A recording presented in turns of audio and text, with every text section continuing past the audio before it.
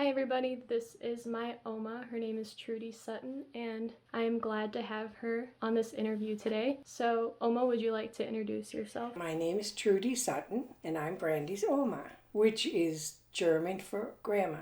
Would you like to tell us a little bit about where you grew up? Well, I grew up in a small town called Winnenden. And it was real small at the time. Now it's a city, and where everybody knew each other. You couldn't do anything, and everybody would know about it. And it was what we referred to a real cow town. So, you grew up during the Second World War. Would you like to speak a little bit more about your childhood experiences?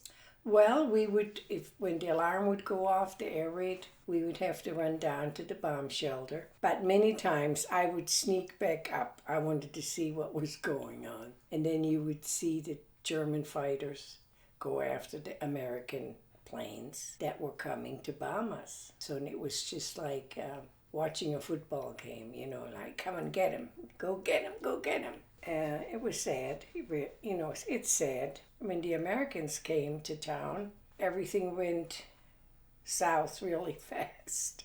We had to get out of our house because they wanted to move in. So we were on the street, and I remember it was like a fall day, real chilly out. We didn't know where to go. There's a factory not too far away, and the owner of that factory let it be known that everybody that had to leave their house could come to the factory and bunk there, like in the offices. We were laying on straw mattresses, but it was better than not having a place to go. Were you scared? I was never scared.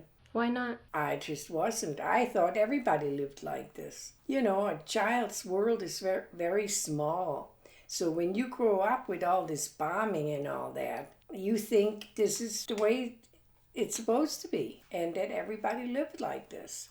How did you feel when you found out that not everybody lives like this? Oh, I was already grown up by then when the war came to an end, and there wasn't much to eat.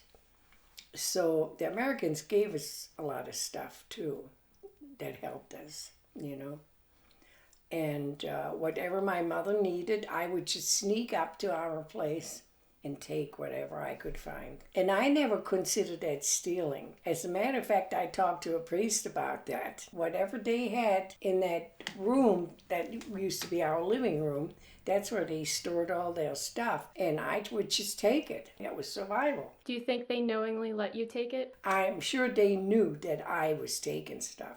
They just didn't say anything. I was a kid. I was a forager, really.